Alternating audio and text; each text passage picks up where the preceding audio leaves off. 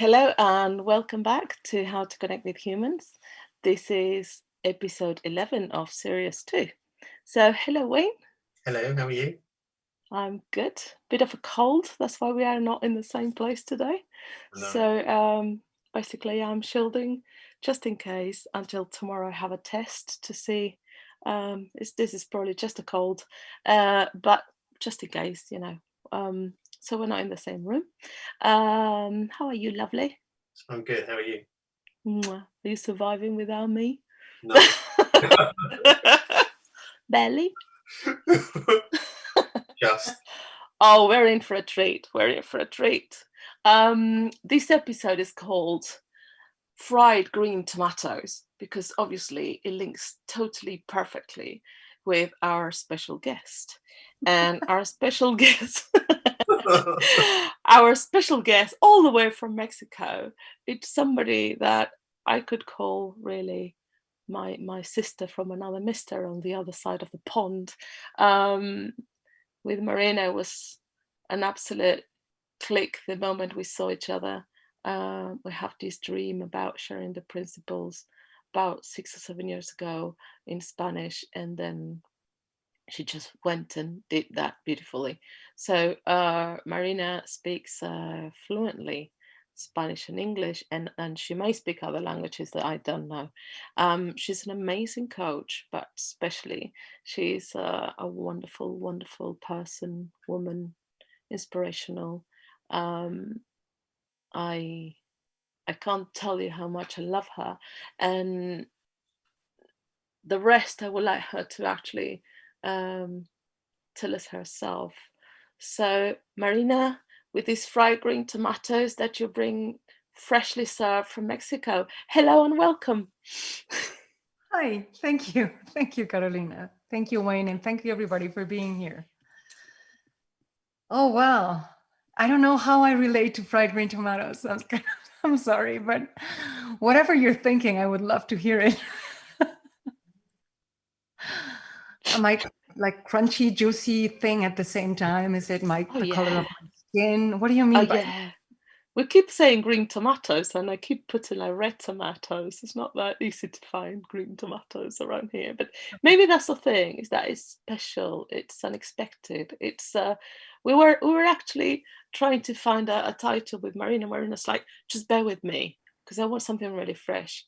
Just bear with me, and bear with me turned into last week. We didn't have a title yet. I was saying like, you know what? I would like to advertise the episode.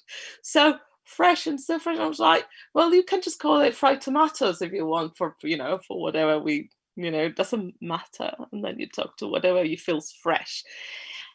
And Green Fried Tomatoes, which is a movie that is very dear to us and actually haven't seen it in a long time, came as an idea. So that's how fresh, unexpected, vibrant, and yummy you are, Marina. So I think it goes really beautifully with you. Thank you. Thank you for that. Well,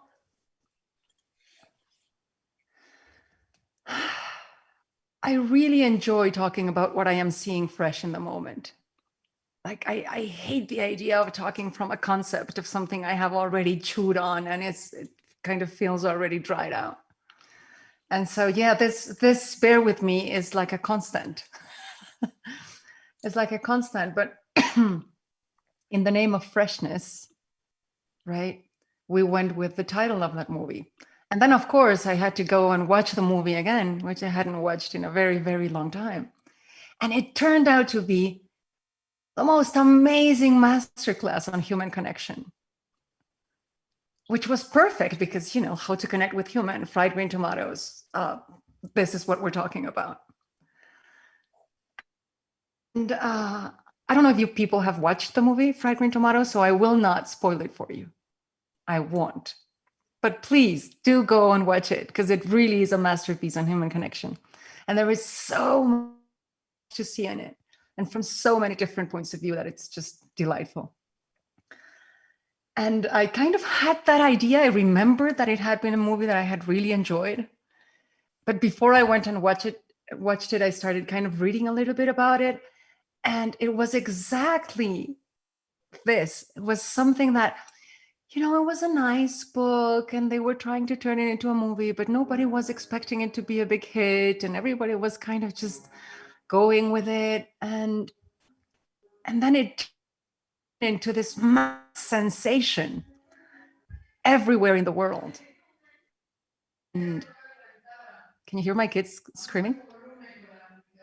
Yes. This is fresh. This is fried green tomatoes. This is fresh. This is very fresh. There's I can also hear a movie on the back, so maybe it's actually playing. Yeah, there's the piano playing, one of them screaming, I'm in class, stop your piano. The other one, this is my time to practice. I have class this afternoon. This is it. This is how we connect with humans. So anyway, it turned into this big hit, and nobody could really say why. But here's the thing. It really touches so deeply into what being a human is about. And so unpretentiously, it's just so simple, so evident, so as it comes out of the box, that you cannot not see yourself in every single one of the characters in that movie. You identify with all of them constantly. And you identify not only with them as a person, but with their possibilities as well and how they interact with each other. But one of the things that I would really like to touch on, just because it has been so evident and clear in my life in the last few weeks, is how am I going to say this? When we connect with each other, I'm going to use a word I don't particularly like, but here it goes. When we connect with each other from the drama of our story, and how it might be mirroring other people's stories. And so, I don't know, my parents divorced, your parents divorced. Oh, let's turn this into something to connect from. And like that, we can go everywhere, right? I am a woman, you are a woman. I like cherry soda, you like cherry soda. Oh, this is it. This is it. This is the perfect reason to be best friends and just connect from there. And all our connections as we grow up in life seem to come from that. And yet those same beautiful possibilities of connecting from the drama, from the story, also automatically disconnect us from the ones that do not share that story with us.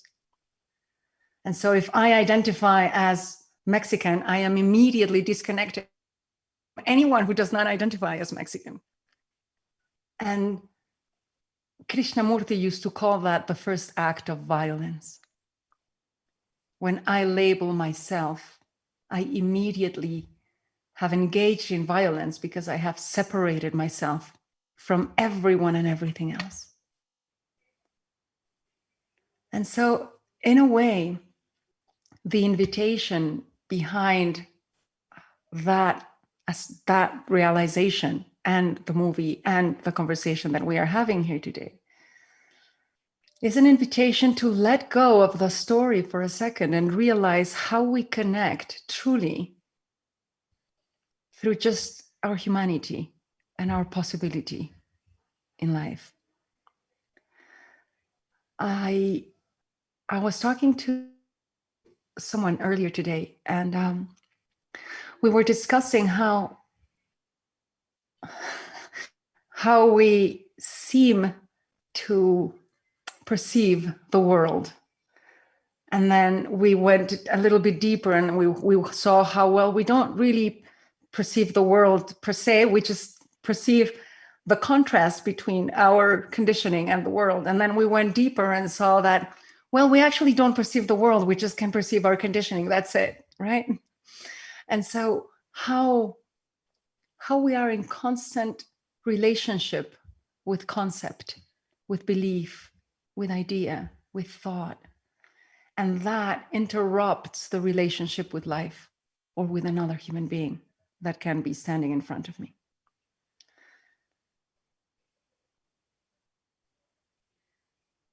We learn early on in our lives that there needs to be consistency to our characters. Yes, it's like, the novel or the movie or whatever. There needs to be consistency to who you are, to how you show up in the world, to react. But if we really stop and look at it for a second, we will see that first, well, it's all made up, of course.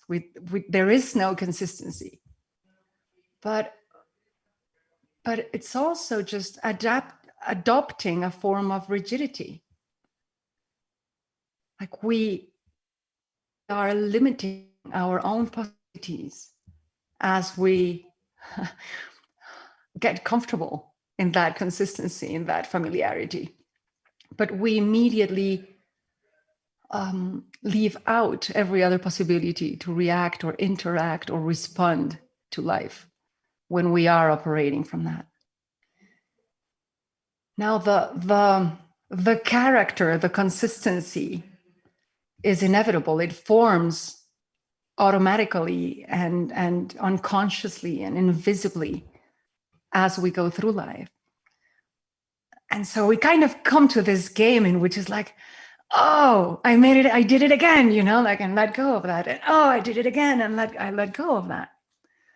And I think part of the beauty in the movie is that it reflects that possibility to us, realizing that we are capable of any response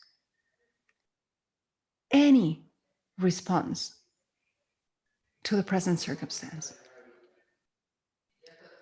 I was asking this person this morning, so what do you think forgiveness is?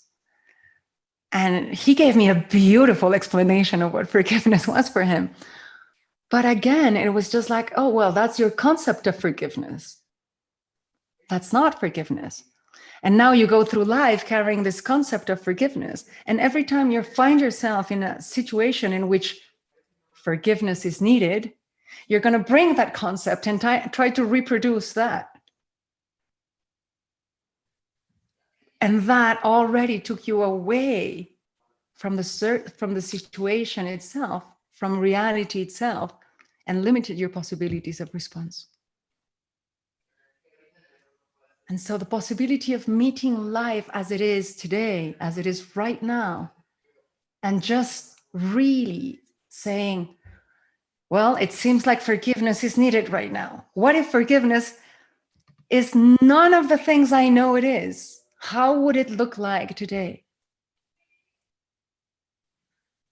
And we might just surprise ourselves with this possibility that every single experience we have, I am going to choose my words very carefully here. Every single experience we have is a once in a lifetime experience. It cannot repeat itself.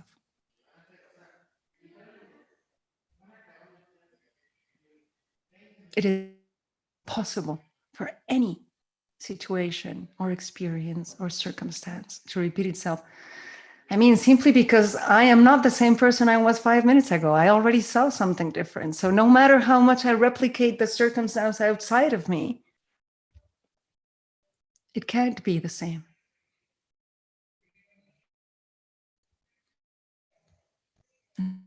Every moment is a once in a lifetime deal. It's a once in a lifetime thing. And again, if you go to the movie and you look at it from this point of view, you will see that clearly.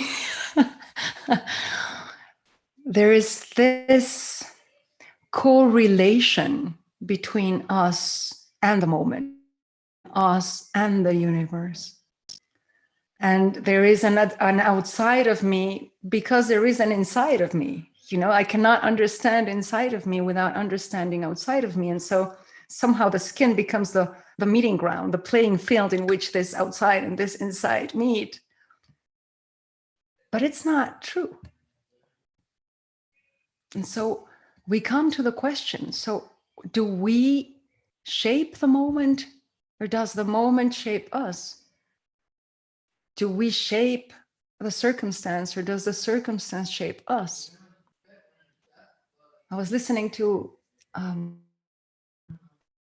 very dear teacher of mine say recently, like, well, what is more you, your finger or the sun?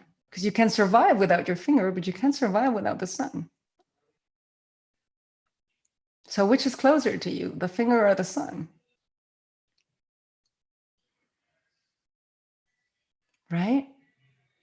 And so from the Taoist point of view, and from the Zen point of view, and from the Buddhist point of view, there is this correlation in which everything is being shaped by everything. This is the true sense of relativity.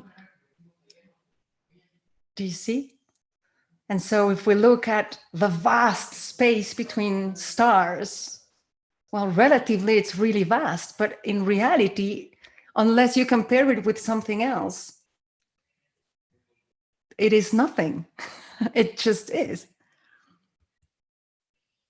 And by the same logic, I can look at the microscopic events that are happening inside my body that are absolutely vital for me to stay healthy, Carolina.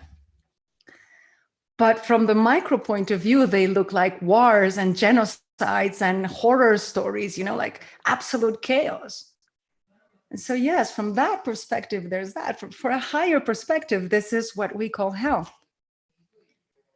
And from a higher perspective, well, who knows what we could see, right? So if you have one point in the universe, that's it. That's all there is. If you have 2 points in the universe, then you have a relationship, but you kind of need if they are in movement, you kind of need to have a third one to see actually what's going on, what's happening, right? In relation to one another. And so in a very literal way, I am shaping the moment. I am shaping experience. I am shaping life and the universe at the same time that it is shaping me. And it sounds like a little bit of a responsibility, that the universe is up to me. But if I am up to the universe must be up to me.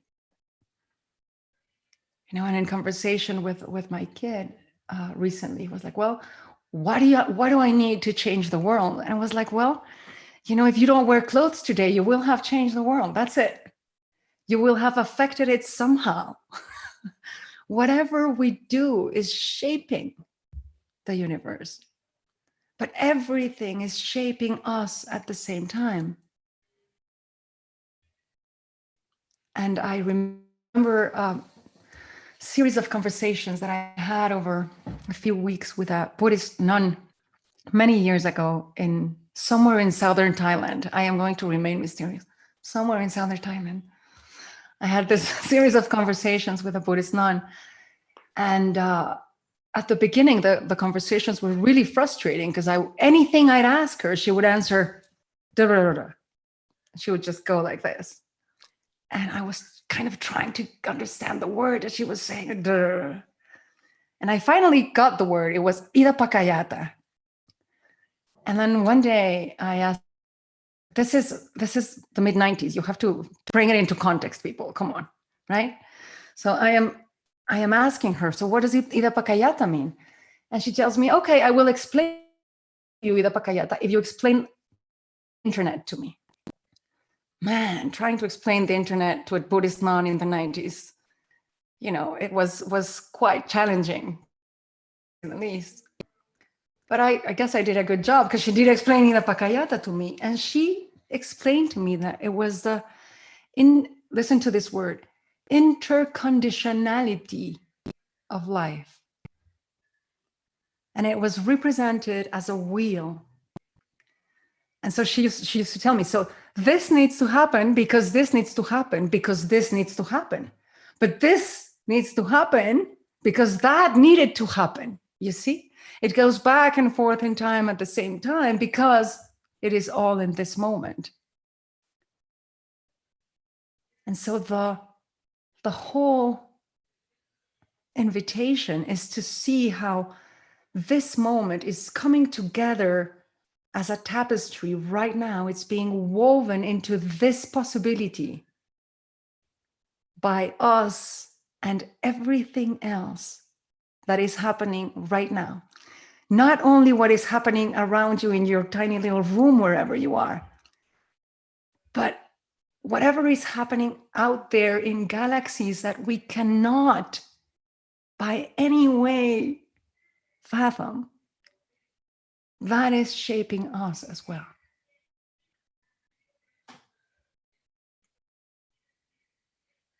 And remaining open to possibilities comes from understanding this interconditionality, this interrelationship, this connectivity. We are a network. And the beauty of this is that the network is supported by the knots in the network. Do you see? That's it. That is the origin, and that is the cause, and that is the effect of the network. It's all that. I remember someone asking me, so what is a family? Like, what is a family? That's it. A family is how we connect. A school is how we connect. A university is how we connect. A community is how we connect. And every single thing we do, think, speak, affects the entire system.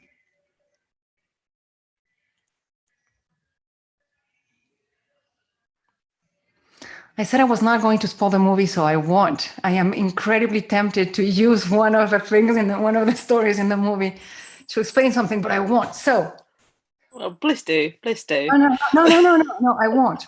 But just keep this in mind, like even in the movie, they just kind of let you see it, it's kind of there, and it's the typical moment where your kids, if they see it, they go like, oh my God, was that what happened? Was that it? But they never clear it in the movie. So it's just like left there on the side. And that too brings us back to that possibility of, well, this could have been one of the things that happened, but what do you think happened? And whatever story you tell about what happened will shape your universe and your experience of that universe. So any story I tell myself about any of you or any human being will shape how I connect with you. And it will end up shaping how you connect with me. It must.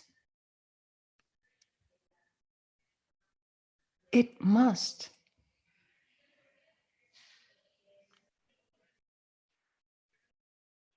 There is nothing fresher and tastier than that, than recognizing that, well, freshness and tastiness is all there is. That's it. This is the game. We have been invited to a banquet, and every single bite we take is unique, irreplaceable, and it cannot be repeated.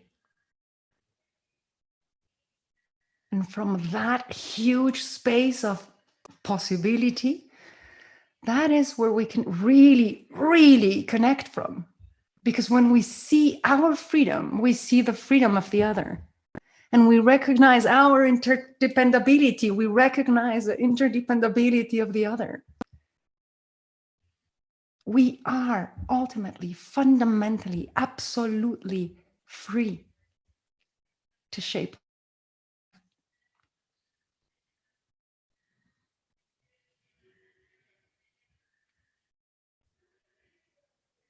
We are shaping it. It is a co-creation.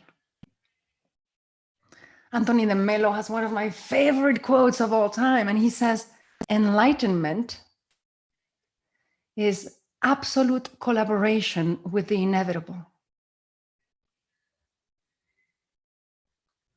Those are really big words, like absolute, collaboration, inevitable. Man, what does that mean? What does inevitable mean? Because it kind of sounds like the future, no, the inevitable. But if you really stop and look at it for a second, you will see that the only thing that is inevitable is right now. This is inevitable. That's it.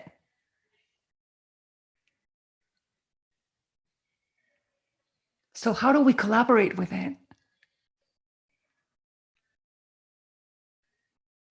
I am going to do what the movie does. I'm not going to answer these questions for you.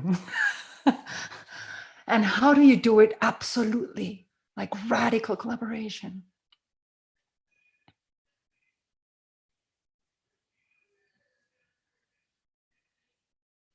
We are all the sauce, and we are all the tomato, and we are all the oil, and we are all the whole thing. Like, this is it. It's like a freaking broth.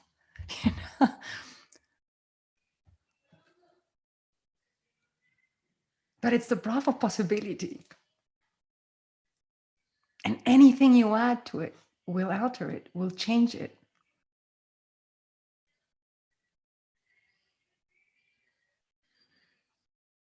In the movie, you can see very clearly how they connect through fear, through loss, through pain, through beauty, through helping each other, through trust. There is a huge connection through trust, through loyalty. But all these are the ways in which this particular group of people are choosing to connect to each other. And as the knots of the network, that is what is keeping them together. But take a step back, and take another step back, and take another step back, and realize that there is just one network.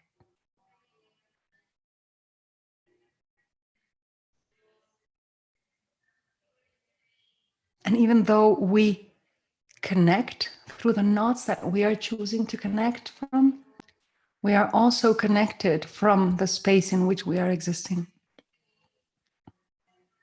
The whole space that is holding the network together, allowing the network to be, bringing it to life, feeding it with energy. Consistency is an option.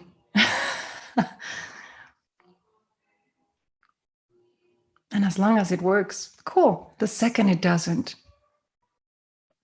let it go. There are endless ways to connect. And when I mean endless, I mean endless. Like, I used to think of eternity in terms of, well, from the beginning of time until forever. And then one day I realized I had a beginning of time in my mind. I was like, oh, wait, no, this is all wrong. Eternity cannot have a beginning. And the second that limit dropped,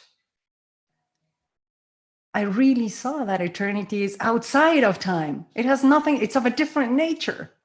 It has nothing to do with time. And you know what the only thing outside of time is? Now. This is it.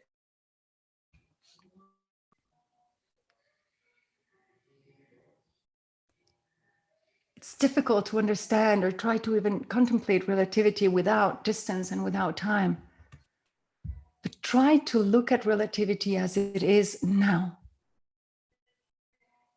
And you will enter a completely new field of exploration.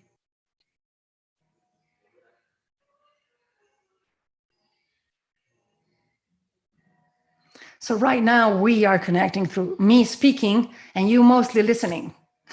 I hope. I can only hope. But come on, let's connect in other ways.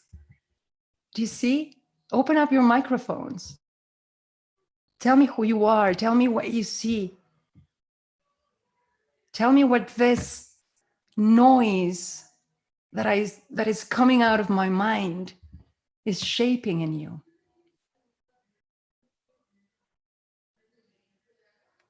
Allow me to be shaped by you. You, Chris, go. Yes. Right, we're going to wait, Chris. We may need to, because, sorry. It's working. Oh, he's speaking. He's working. There we go. There you go, Chris. Go. So what I do is I draw while I'm listening. Ah. So this is art, a piece of art that's just happening. And for me, the whole sort, what you're talking about is I had to write a resume here earlier today about my photography, and I had this, what do you call it, near-death experience in 2009, and when I came home from this experience, recovering, I looked out in the garden and I said to Doris, my wife, "Wow, we've got birds in the garden." You know, it was as if I hadn't seen these birds before. I could really not only see the birds, but we connected. And that's why I started photography, because I just have to. I also found out that when it's at its best, it's just what I do is I have my camera or whatever, and then it just starts happening.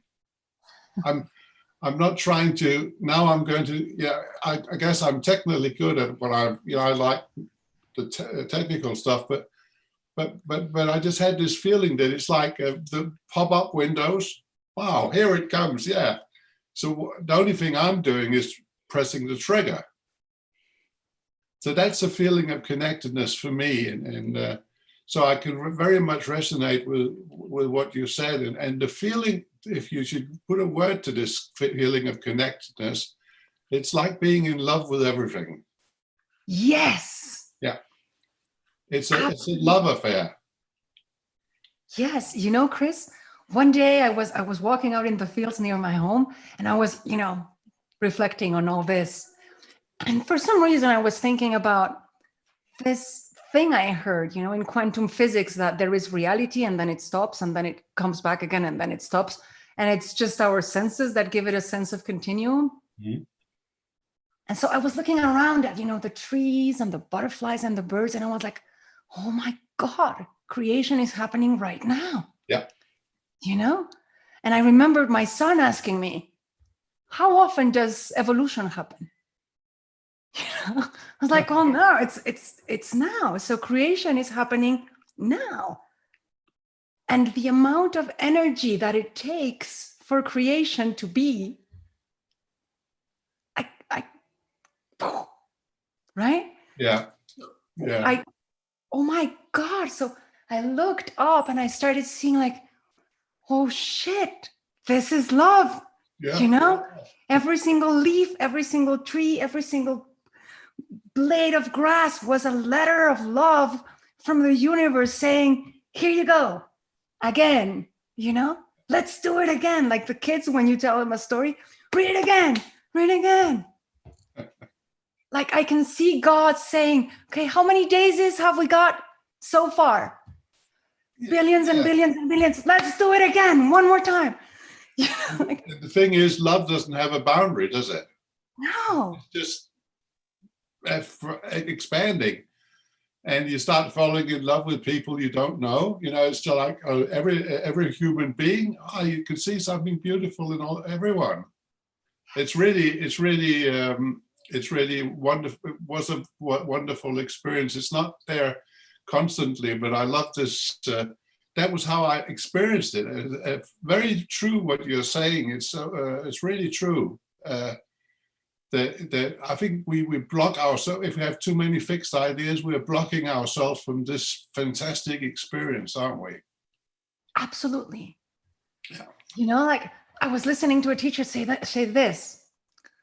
When your eye is working really well, you cannot see your eye. You see? When you see spots, then you can see your eye. and then your eye is getting in the way. Mm. And when your ears are functioning perfectly, you cannot hear your ears. But if there's something wrong with them, then you can hear them. So the ability to inhabit a world in which you do not get in your own way is fundamentally an experience of, and it is an experience of absolute freedom.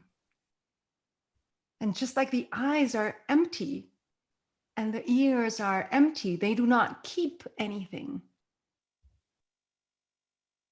Inhabiting and existing in the world from this void space is allowing everything to come through without hanging on to a single thing, nothing.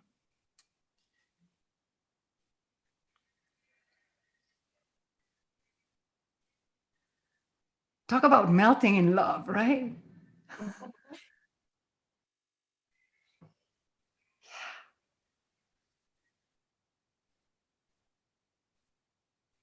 Thank you, Chris.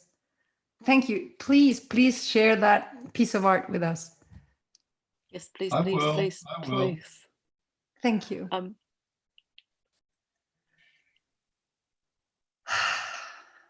So Feed please feel us. free to unmute yourself if you want to share or ask, or if you don't want to ask yourself and you want to type it on the comments, we can read it for you. Okay, and so you don't have to ask it, or you won't be on the video per se. So please feel free. Well, that was a roller coaster. So thank you so much, Marina. I've been trying to make these calls for a couple of weeks, but I've had other things that kind of coincide. And I saw Marina was on today. I'd come across one of your mentoring sessions with the Super Coach Cafe, and I was like, I have to make this one, and I'm really glad that I did. So thank you, Carolina and Wayne, for making this possible, and Marina for being here. I was. And excuse me if it comes out a bit random because I'm still trying to sort through it in my head. Possibilities abound. I think what you said about not needing to be consistent in our personalities is something I've been struggling with a lot lately. Because I'm going from being somebody that worked in corporate and being a leader and now just transitioned to starting my own coaching business. So I'm in that process of figuring out what kind of a coach I am and what kind of people do I want to work with. And over the past week, and I thought I had it all figured out. I had everything written up, I had my niche and all that. And for about the last week, I've been like struggling with myself. And I wasn't sure if it was an honest struggle or just like cold feet because I'm about to launch my website. But what you just said just really made me feel at ease because I had like a very well-defined niche by marketing standards, but something about it didn't click. I wanted to work with successful men going through midlife transition and so on. And I started to dismantle it piece by piece. I was like, I don't want to just work with successful people because people who can be successful might not identify as successful. So I took that off. Then wait, I don't need to work with just men because I collaborate with a lot of great women. And so I took that off. And then I was like, wait, it's like midlife only, but I'm already working with some people who are early in their careers and people that are later. So I took that off. But then I thought I was just making excuses to myself that I was literally just having cold feet and I didn't want to niche down. So what you just said about it just felt that I was disconnecting myself for so many people. And I did not want to limit myself with who I could work with. And literally just half an hour before this, I was trying to think of a different way to connect with people, transitioning away from traditional marketing. So I started just reaching out to a lot of people on LinkedIn and so on. And I found myself whenever people would connect, I would start to look at them like I used to do in my corporate mentalities, like, how good of a partner will they be? Will they possible client? What's their background? Will they be able to afford coaching or not? I'd like all this stuff was running in my head because I literally got a connection from somebody in Africa and immediately like kicked in. It's like, oh, must be this, must be this. And I just started making up all these stories. And then I was just thinking, it's like, how can I connect with this person? And I was like, and I saw just one line that he was a founder of a new company. I was like, boom, that's it. Like, I'm starting a new business. He's starting a new business. I was like, what challenges are you having? I'm having challenges. So I just sent him a message along those lines because I had no idea what his background was or anything else. So just seeing, just what you said right now just made all of this fall into place for me, because I was literally just trying random things and seeing what clicked, what doesn't. But so yeah, thank you so much for that. Just seeing those possibilities and not thinking that there is only that one way. Being able to shift and adapt. I have been a very systematic person, everything by plan, everything laid out. So this is shaking everything up. So it is a very trying to get comfortable being uncomfortable and actually living in the now, as you mentioned, is a whole different experience. Yeah. I thought I could connect with people before. I was a great listener and everybody used to come and talk to me and everything. But what you just said about connection, I blew my mind. I was like, this is like exponentially of a much, much higher level than I thought connection could happen. So thank you so much for that. Oh, Yafidas, can I share a personal story with Please you? do. Please do. Okay, so recently in my head, I decided that I needed, like new connections and new fresh air in my life and change and movement and stuff. So I said, okay, how do I meet people, right? I started, all the Facebook thing is that you may know this person and this person. I just started clicking like crazy, Yeah. I didn't care whoever was on it. I wanted to know who they were, right? But then I noticed this. Some of them would then contact me, like, hi, where do I know you from? And then I would have to go and look up where they're coming from, like, it was like, what are the people that we know in common? But then I saw how the way I was willing to come across had to do with the people that we had in common. Wow. Do you see? I was like, oh my God, this is nonsense. Do you see? So it was like, who does that make me? Like, I have no idea. I have all these roles and all these characters, but that's not me. And so I am now very interested in seeing how I come across when I don't have anything, like, it was like, what if there was nothing? What would happen then? Right? But so that's the end of the personal story, Fides. Now, there's another thing that you mentioned that I would really like to touch on. And this is really fresh for me. Like, this I saw only a couple of days ago, and it's kind of blowing my mind. So again, maybe it can come out not very articulated beautifully, but let's give it a try. So many years ago, a very, very dear friend of mine, a teacher of the principles, told me this: Marina, our job is to point people there. And they have been looking all their lives there. So they're so enamored and so engaged with the story of who they are and identity and da-da-da-da-da. And you are telling them, yeah, that's true, but look at that. And then they're going to go, yeah, but da-da-da-da-da-da-da-da-da. And this is a game of who gets tired first, right? You by pointing that way or them by pointing that way. Which is true, Fides. It is absolutely true. But a couple of days ago, I heard someone say, they were quoting a writer, and they were saying, the fool who insists on his folly will become wise. He must. I was like, what? That doesn't make any sense. So I started kind of playing with that. But then I saw that, yes, it's true. You have stories like Eckhart Tolle's story, who went so deeply into his identity and the suffering it created. And it became so heavy that it fell apart.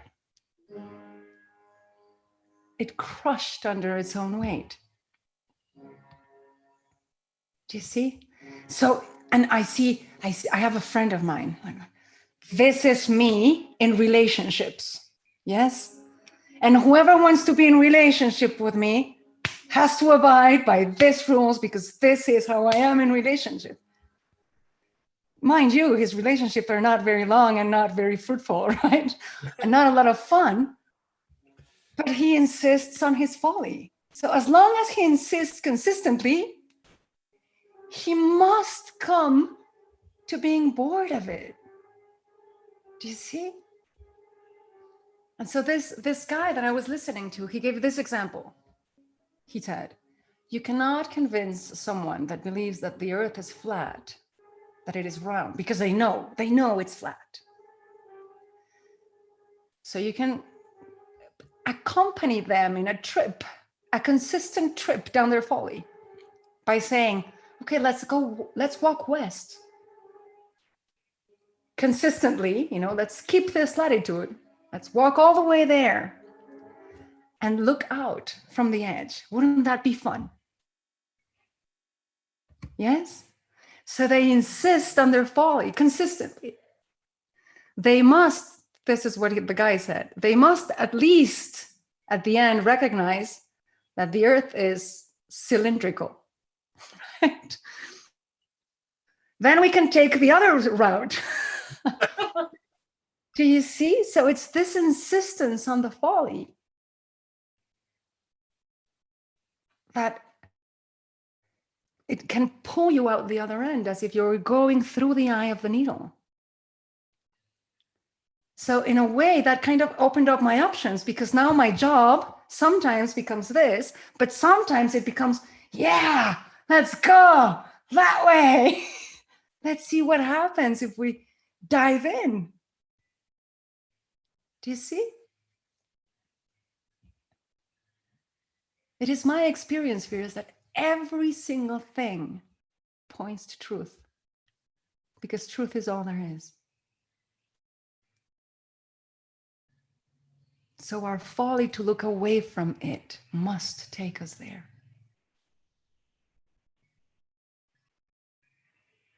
And just because the way I choose to look away from it is different from yours, I have no right to judge you. We're all doing the same thing. And that's another way we connect. Make sense? Definitely. Thank you so much. Thank you, Firas. Thank Hi. you, Siobhan. I'm my new friend, beautiful friend that we haven't spoken yet. Hi, I'm Marina. Hi, Carolina. Hello. Hi, everybody. I just remembered something that I saw this morning on social media, and I just wanted to share it with you because it really resonated with me, and I wish I'd written it. I'm just going to read it to you. That's okay. That's the picture. Oh, I don't know if you can see it. It's very pretty, but it says, "Stop being so stingy. The more you give it away, the more you experience it, and it never runs out because who you are is the source of it. Don't save up love like you're trying to retire on it. Give it away like you're made of it." And I just fell in love with that. And it made me realize something about me. And when you were talking about that interconnectivity and love and freedom, it just reminded me of this post. There's one or two things, but that's the first thing I want to share with you is I just had this realization that there's been times in my life, like when I got divorced 16 years ago, where, I was just like holding it all in and I was never going to meet anyone and give them any love because it just hurt me and it was too dangerous. And no way, I'm not giving that stuff away. It's precious. I'm going to keep it all to myself and just give it to my niece and my nephews and my family. And then it just hit me today when I read that it's in the giving that you receive the love. That's the whole point. It's the energy that moves between us. It's the interconnectedness, right? It flows. Energy, love is energy, and it cannot be contained. It has to flow. So the more we give it away, the more we get it back. That's how I see it anyway. I don't know what the rest of you think.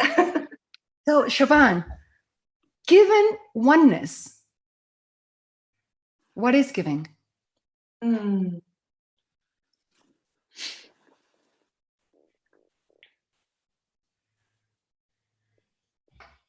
And that makes me think that,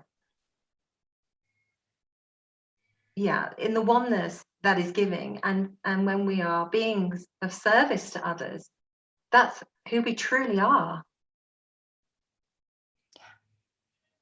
But I love that you're pointing to that. That's who we truly are. Because in this profession, you meet so many people that are willing to be of service, and like that becomes their identity. And that identity, like a spot in your eyesight, gets in the way because that's what you are. You cannot do or get what you are. It's impossible. They are of different natures. Yeah. And although I say it is who we are, it's part of who we are, I still don't know who I am truly. I'm so much more than I can ever imagine. So it's in, I can't say the word, but it's a word that's just like so huge. And yet it's the tiniest little fragments too that create this mass. And it's the collection of that, all of us together. I guess it's in the seeing of that, isn't it? Maybe. I don't know. I'm getting into words now. They just don't cut it, do they? But I'm loving the feeling of this call. I'm absolutely buzzing with it. So thank you, because I can feel the love. I can really feel it. And there's one more thing I'd just like to share. I'm just going to turn my lamp off so you can see it better. This picture here. Oh, I don't know if you can see it. Can you see that? Yeah. Can you see those colours? Yes. Okay. Whoop. So that's just a picture of I've been away for a week. I came home and I was thinking, oh, I've got a small garden vegetable patch, and I thought, oh, there'll be nothing left. Like the slugs will have eaten it all. But you know what? I went outside and there was all these those colours. Those colours are from my garden. That's like nature just giving me so much more than I could ever have imagined. And I adore growing food and picking it and preparing it and cooking it. And that's like a way of expressing my creativity and my love. But there was every colour, like every jeweled colour. If you're friends with me on Facebook, please go and have a look at the colours. They're unbelievable. They're just emerald colours. They're stunning. And I guess it doesn't make any sense, but I just love that. I love it. I love it. And you what, Siobhan? I don't know how we are for time, Carolina. Oh, great. You have all the time in the world. There's no limit to this call. So we can all have breakfast, dinners, whatever together. So Lunch. Okay, cool. So here it goes. Do you hear yourself when you say a collection of things? Like that is what we can imagine. It's like me trying to think of eternity with a beginning. You see? Or you saying, whatever I think of myself, it's even larger than that. But there always seems to be like this expansion, but there are still limits. And so Sid Banks said, there is isness, and there is nothingness, and then there is allness. And when you think about color, every color you can imagine. Someone once asked me, so if you could invent a new color, what would it be like? And I could feel my mind collapse. It was like, like I cannot imagine a new color because I can't, because we can't. Or someone asked me once, so if you could design a new sense to perceive reality, what would it be like? And again, like I have no idea of what other ways reality could be experienced. I cannot think it up. So no matter how beautifully we play the game of expansion, the game of no limits is a different game.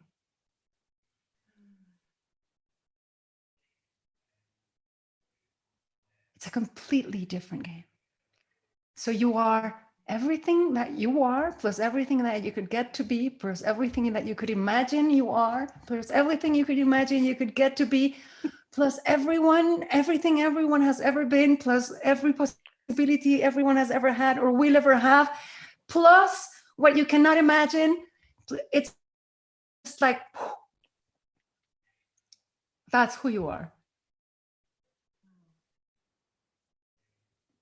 You are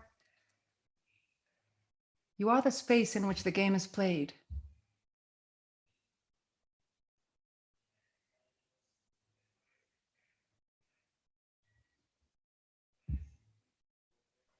You just blew my mind. Do you see how if you play this game, there will always be a limitation. That's not the game we are playing in this conversation. The game we're playing in this conversation is, yes, the limits will always be because your mind is making up all the time, but they're not real. Don't be fooled by them.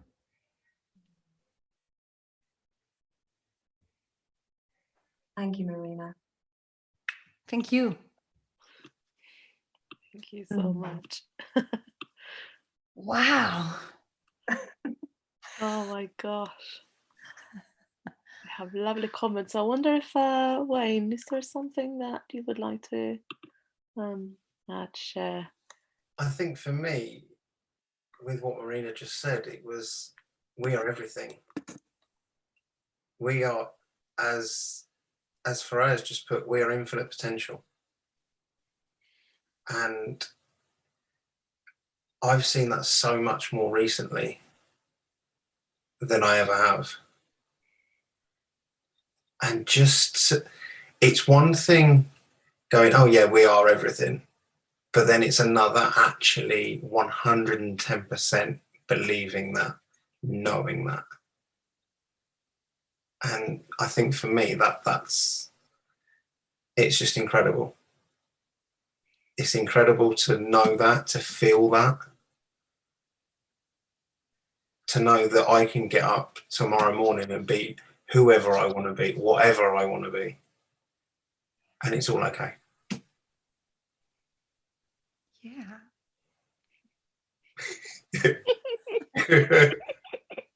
No, yes, Wayne. Yes, because there's this, like we are capable of everything beautiful and everything horrible we have ever thought of or could ever think of. I think even that has just made my mind spin, because for people that don't know on the call, I was born with cerebral palsy. So it basically means that I can't walk unaided. And when I was born, my parents were said or were told that he won't be able to do this, he won't be able to do that. And throughout all my life, I've always been told that. I've always been led to believe that. And with what you've just said, it's kind of like there's none of that. I saw that months ago, that I'm not my disability. I never have been my disability. Yes. And for me, it's just, we always compare it to an onion.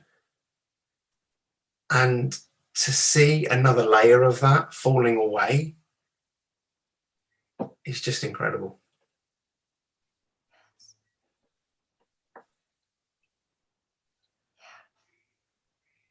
We should have called this episode Fried Green Onions, I guess.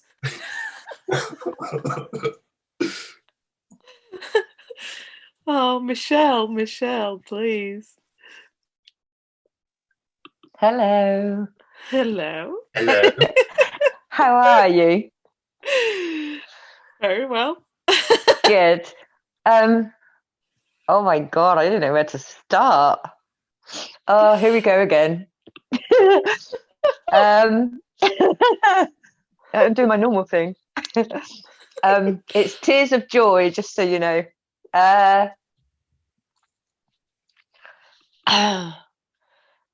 Do you know, the word that stuck out to me the absolute most was possibility.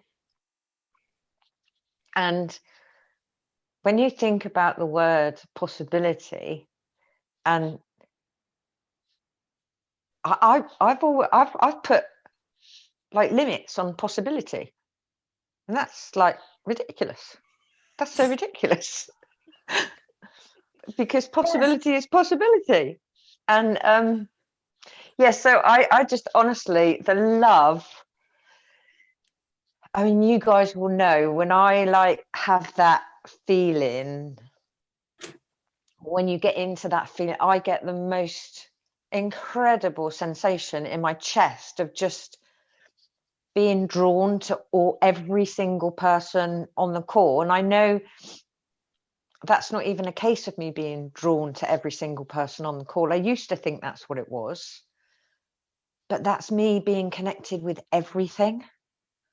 Like, that's mind blowing. That's just so, like, I'm connected with my radiator, and like, you know, the most inanimate object you could ever think of, like, it's just everything, and it's amazing. And I don't know, I want to say thank you, because like your enthusiasm, oh my goodness, your enthusiasm and your excitement, you're like, you're just so like me. And that's putting a label on it, but like, I'm like super, like when I get excited about something, I'm like a kid at Christmas. I'm like a kid at Christmas most of the time. And the other thing that I wanted to share as well, and this is, and I'm probably going to get emotional now, but I really don't care, is Wayne and Carolina. Like, as it's and this speaks again to what you were saying, Miriam, is that, you know, what you do shapes other people, and what other people do shapes you. And I've been on these calls for a long time, and I haven't missed one for, oh God, I don't know, however long. I feel like I'm interwoven in the fabric of the whole thing now. And I thought at the beginning, well, to be honest, until today, well, until yesterday or the day before, maybe even, that, oh my God, this is shaping me so much, and I love it. And, you know, there's all these connections and all the rest of it. And then something happened, and this has only just come to my mind. Something happened 2 days ago when Wayne and Carolina posted on How to Connect with Humans about their training call. And Carolina posted, Michelle Gardner, you are my one inspiration. I can't think of the words, but I was like, what? Oh my God, I sound like Dr. Bill Pettit when I say that. But then it's just like, yeah, I was a bit, I don't know where that came from. Well, don't know how that happened. And then when you were just talking, it's a case of like, yeah, we do shape each other. And I have no idea how that happened. I honestly have no idea how that inspiration happened.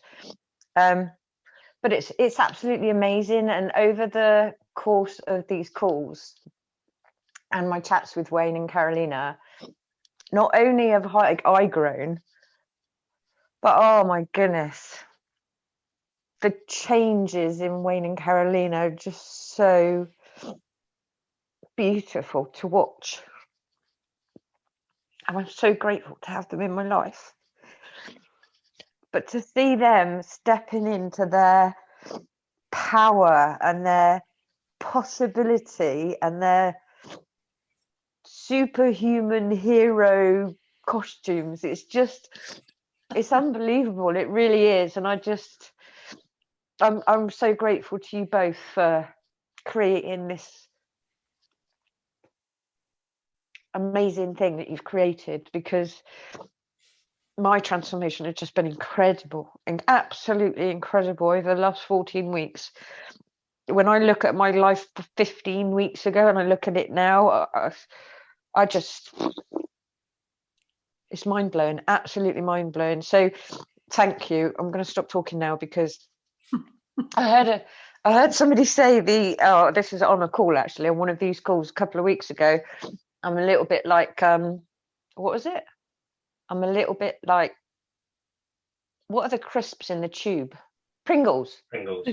That's it. When I pop, I can't stop. So I'm going to shut up now. But thank you. I've absolutely loved it. Thank you. Thank you, Michelle. You know, as you were talking, the image that was coming to my head was the river and the riverbank. Like, what shapes what? What was first, the river of the riverbank? You know, like that. It's just shaped by possibility in the now. But even as the water is flowing down the river, you know, it's encountering not only the riverbank, it's also finding rocks and stones and branches and stuff, and that is shaping the river. But that is also shaping the riverbank. That is shaping the river. So you see, it's just whatever we do, we create a void, and nature abhors a void and fills it immediately with something. And that's how we go. That's how we play. Isn't it beautiful? But It's to just think, like, sorry. but to think, Michelle, in any variation of what I am going to say, that you are alone, or that you are an accident in this world, random thing, is absolutely impossible. It is absolutely impossible. And yet we all act as if we were alone. I'm like, I want to be seen. I want to impact people. I want to be loved. I want to, man, your radiator, you are in conversation with it. It's shaping you.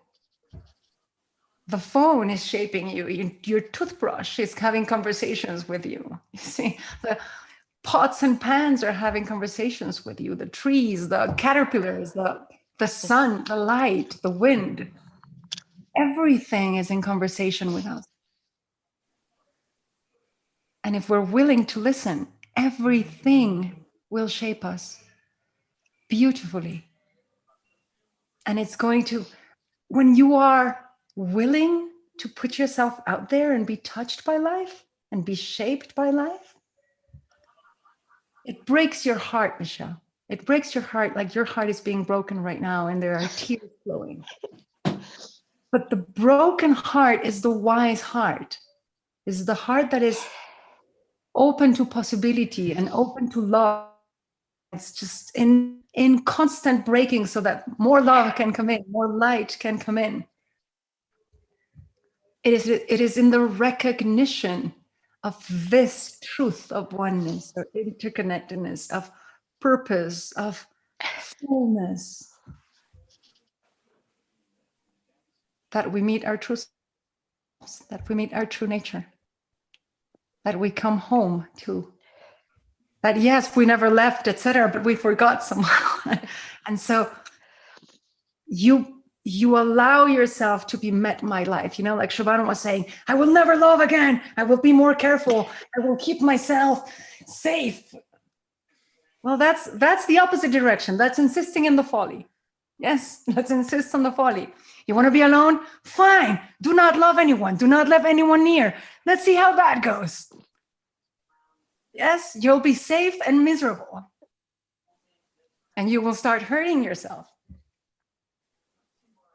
So in a way, recognizing that we are of the world, we are of the universe, gives us a different sense of what safety can be, of what a broken open heart can be, of what wisdom allowing love into our lives can be, of what actually sharing ourselves can be. We share ourselves and we shape the world after us. And there is so much beauty and so much love to be shared from each of your hearts. And the whole world is waiting to be shaped by it. Man, bring bring out the tomatoes, bring out the onions, bring out everything. Come on, let's make some sauce. Right? Like, what is this dieting thing with pills? No, bring out the whole thing. Let's go to Chopin's garden. It's colorful. Let's put ourselves out there and be touched by all this colors and flavors and experiences. And you cannot escape experience. Even if you shut yourself out of the world, you're going to be experiencing that. Man, if you're going to experience anyhow, come out. Life came out to play today. What are you going to do? Oh, I'm playing. Hanging on your door, come out to play. Hey, look, I made this day for you.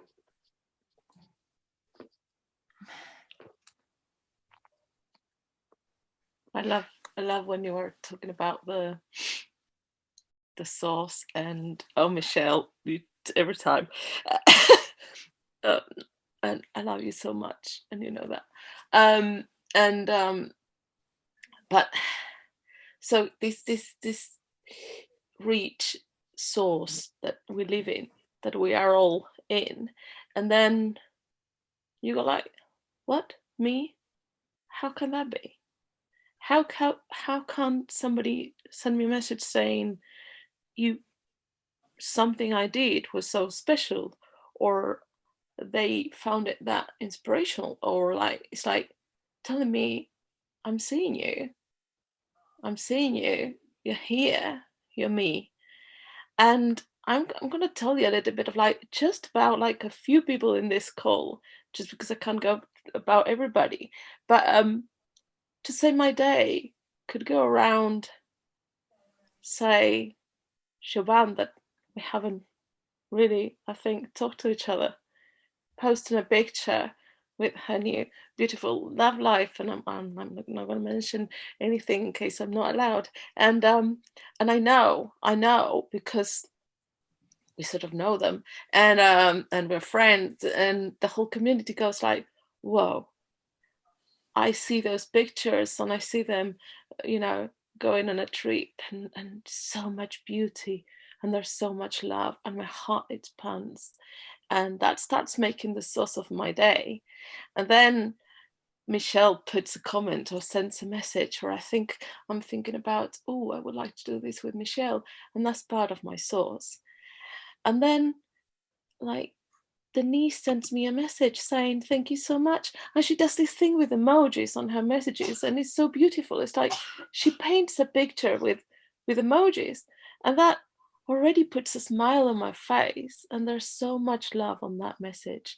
And then in this rich sauce, say Chris has made already a few drawings that he's posted, and a few new things, because he's fallen in love with just a biro, and and that's how he started. And with this, or what I saw him started with, just playing like a kid with a black biro, and then he started growing, and that's part of my source every day, and I'm looking forward to that. And as like that, I could keep going. When I couldn't go to the London conferences, I saw it through the eyes of Grace and his wife, because they would take pictures, and that would be my experience, and Julian will video things, and that will be my experience through their eyes. So I can't be just me without you. I need more, all of you as my son, as Marina was saying so beautifully at the beginning. You are more my universe that I can't live without than my finger, in a way.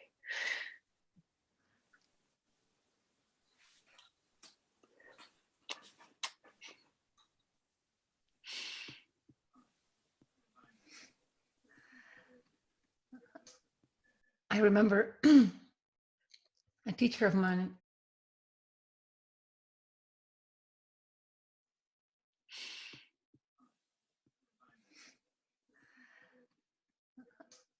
I remember a teacher of mine once took me by the shoulders, looked me straight in the eye, got really serious, and told me, are you ready for the truth? Yes, are you ready for the truth? I was like, oh my God, you know, this is the guy who never wants to say anything, and he just leaves you guessing. Like, so I was getting ready for the truth, and I am looking into his eyes, and he's looking into mine, and he tells me, you are it. That's it. You are it.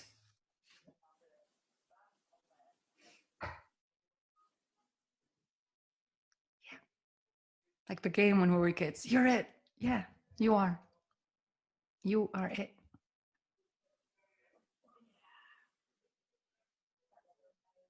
It's so simple.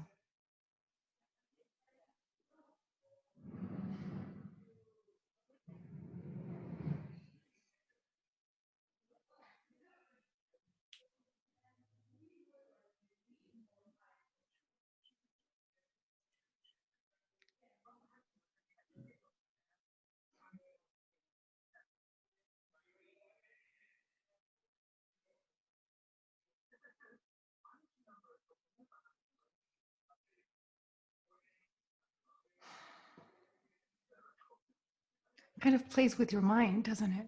Like, how can I be in charge of the universe? Well,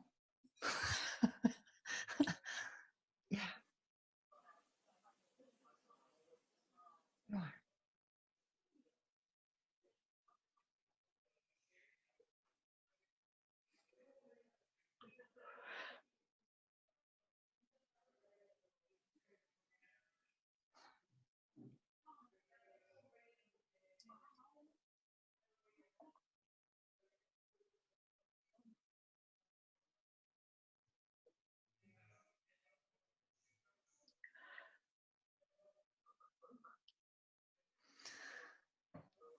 I am looking at you all, you know, and I'm seeing your smiles and your eyes. I am feeling your silence. And there is such a recognition in this moment.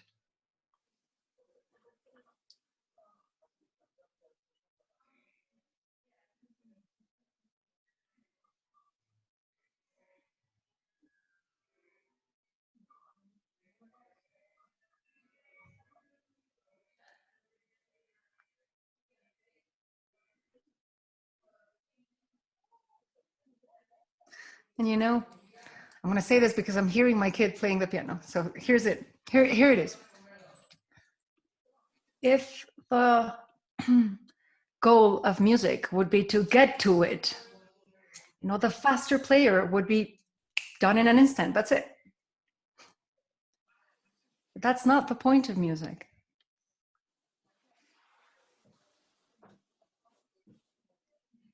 The point of music is to be experienced through time in contrast with silence.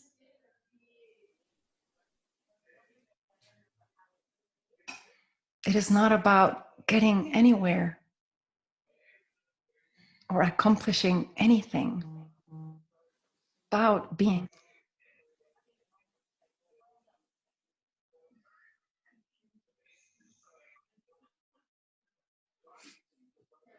We are music makers.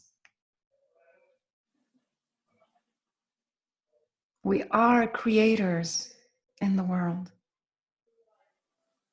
But what we do is not meant to be done. It's meant to be doing. It's not meant to be over. It's meant to be happening. It's meant to come up and down and become intense and then slow down and awaken things in the world, in others, in ourselves.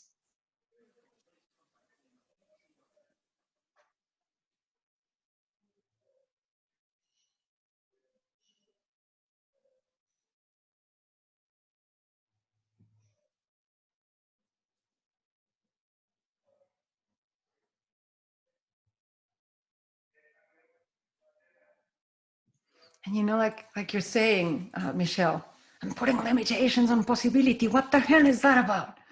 You know, it's like no matter how many notes you can imagine, you still need silence and space in order for music to happen. There is isness, and there is nothingness, and there is allness. And that's you. The formless, the form, the interaction between both, and every possibility of an interaction between us.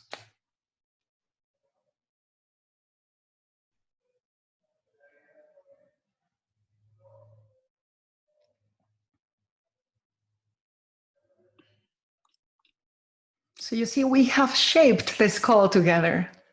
Every single one of us, even the ones that are not wanting to be seen or are not wanting to be heard, they are shaping this moment. They are shaping our universe, our life, our experience right now.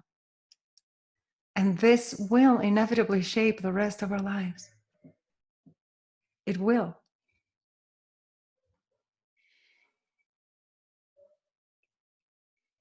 I recently came across a metaphor that really touched me about, and some of you may already have heard this before, I don't know. But it talks about how we are doing our best to figure out life rationally. But that's really not the organ that is supposed to figure out life, you know? So it's like trying to breathe through your pores. No, that's not how it happens. The organ that is supposed to make sense of life is the heart. And the process of the rational mind cannot understand the process of the heart. And so the metaphor talks about the heart as a gill in a fish, and how it takes water and extracts oxygen from that water and lets the rest go. So the heart takes love out of experience so that it can break open. Do you see? But the rational mind cannot understand that, because the role of the rational mind is to keep us safe.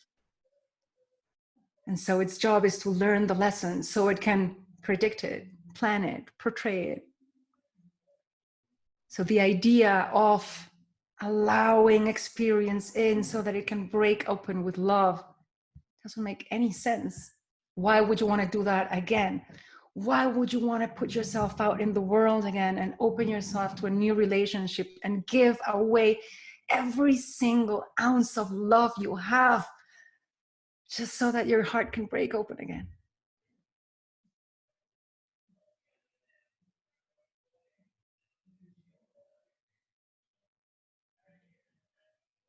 My lungs cannot understand my liver.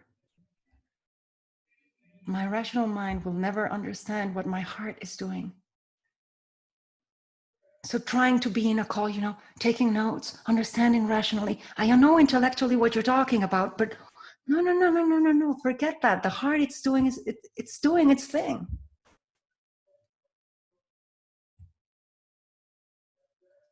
Trust that. And just like the fish lives in water so that it can, you know, suck it in, we live in the sea of experience. We cannot escape experience. So you might as well do it wholeheartedly, present, so that you can break open with love and find yourself in it. And that is how you connect with humans.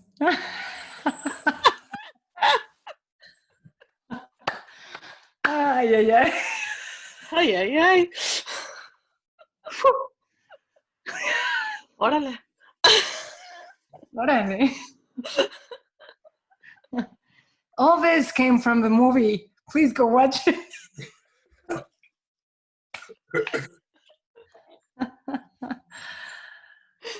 Can I just check which movie we're talking about here? We're talking about Fried Green Tomatoes. Oh, it's an amazing film. Okay. It is. I need to watch it again now. Yes, I think we should do like a Zoom call, just watching the film all together. Like you know, Yeah. I get together cinema with this movie. Zoom through cinema. Yeah, it's all about this film and a little and a very stubborn Scottish man called Sydney Banks. But you will see in the movie how really power can only come from opening yourself up to life again, allowing life to touch you again, and how simply terrifying it can be. Thank you, everyone, really, for being here. This has been amazing. Thank you, Marina. This has been incredible, absolutely incredible call, and we got like lots of messages on the chat, and Will you send them to me? Because I wanted to be here and I didn't read them. So. No, I know, and so we have Denise and hello both. I'll join us up, and lots of lovely emojis, as I said, hearts and flowers and lots of lovely things. You can see what she beautifully does, and then Fira said, thank you so much, Siobhan. That was so lovely. We cannot truly know who we are because we are so much more than we can possibly know. And Divya said, thank you very much for the wonderful wise talk and sharing. I have read and watched the movie Fried Green Tomatoes and the Whistle Stop Cafe a long time ago. Loved it and gave me upliftment at that time. And I recalled time I recall and hope. And thanks. And Fira said, what comes to mind is infinite potential. Yes. And Siobhan then said, thank you, Firas. It's so great when we come together like this and stuff resonates. Yes, infinite possibilities. I'm so grateful for this call. Thank you, Marina, Carolina, and Wayne. Everyone, in fact, such a beautiful feeling, so light, fun, and loving. Wayne, you're an inspiration. And and Divya says, Michelle, lovely to hear you. And Fred says, that was so lovely, Michelle, thank you. And Siobhan also says, you're so beautiful, Michelle. And then she goes like, what, me? And then Siobhan said, Marina, your words share yourself with me. When we share ourselves, we shape the world. I have deeply resonated with me and given me permission to finally do something that I've been pondering about for some time. Thank you. Oh, we want to know. Okay. And then Michelle says, what a beautiful call. Thank you, everyone. And kisses and love and hearts. And Claire says, I'm so moved. Thank you, Marina, and everyone. And lots of hearts. And Divya says, thank you, Marina. And from Chris says, this conversation made me think of a treasured book that's really worth reading. And it's finite and finite and infinite, I guess that's, or infinite. How do you pronounce this in English? Finite and finite and Infinite. And infinite. Finite. Finite and infinite games. Mm-hmm. Would you say that's how? Yeah, brilliant. Let me Thank write you. that And there's the link. So, and then because it may not stay here in the conversation, but then when we put the video, either we'll remember to put it, or if you don't mind, Chris putting it on the comments after when we have Yes, the video. please. And Divya says, thank you, Karen and Wayne. And Chris sends the heart. And then he said, thank you, Marina, Karen and Wayne. Bless you all. Elaine says, thank you, amazing. This changed me again. Love you. Then he says, and everyone on the call, and there's lots of kisses and flowers. And Marta's seen iPhone. Why don't I? It is that I wonder who this is, but we'll take it like that. And it's thank you so much. And Susan says, thank you, everyone. This has been an incredible call. And before we go, if there's just a last thing that you would like to say, share, or just you've been like about to click that microphone, but you were like, oh, do it now. Press unmute yourself and just tell us. Come on, you can do this. I want to give my gratitude to everybody on the call and Marina for coming here to speak with us all. It's been absolutely delightful. And I want to say during the call, my heart opened and I felt the most beautiful love. And when that happens, that is a beautiful gift. So I'm so grateful for receiving this beautiful gift of love, which I expanded and sent to the world. Thank you so much. And I love you all. Love you all. Thank you. Thank you, Denise. But your heart opening is really, really, truly a gift from you to us. That is your Thank you. gift. Thank you. Thank you. Thank you so much. Thank you. Wonderful. Thank you so much. Right. So I don't know. Wayne, are you there? It's so strange not to have you next to me.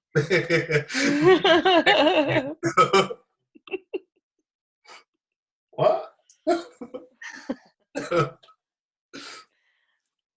And the cats. So he's absolutely I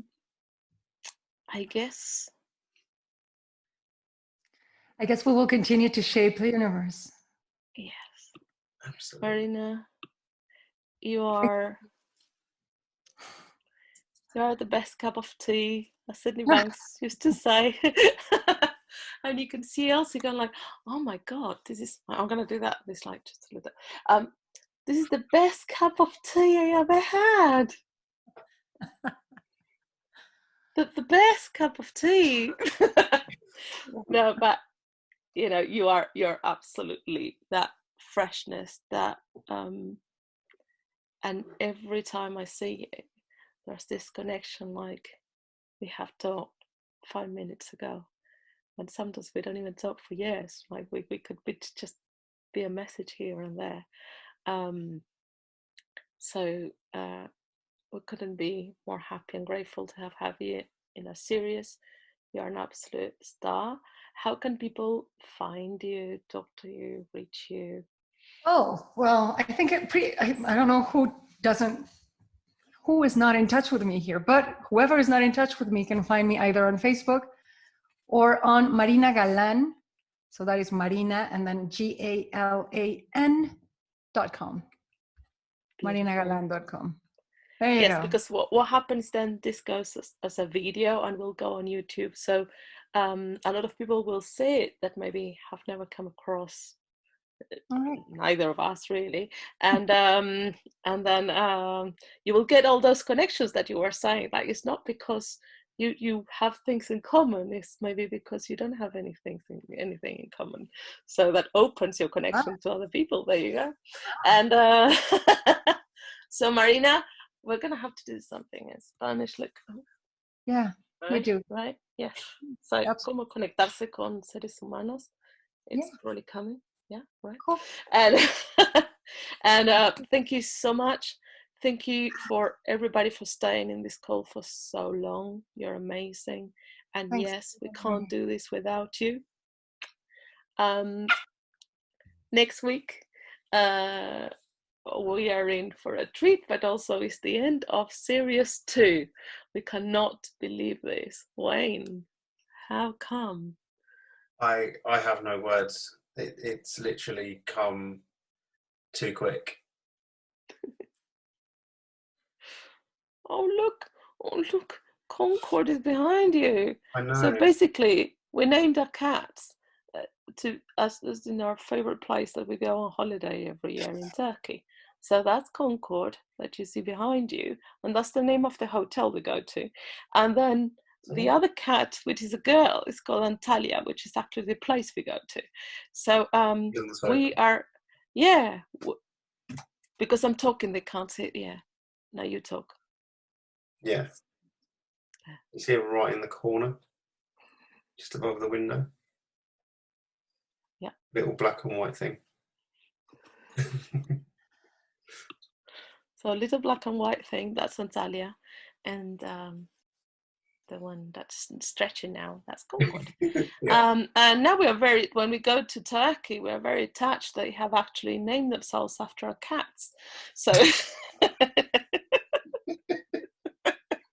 we have shaped our world that way. So next week, on our last episode of this series 2, we're having Christopher Wren. And Chris we came across through help me out. Beyond Recovery. Beyond Recovery, thank you very much. And Jacqueline Hollows, who actually started series 2. And Chris was in prison, and now he's working on Beyond Thought that they created to help other people in the community. So their wish is to help young people in their community, especially, so to prevent them from going into prison or into the system.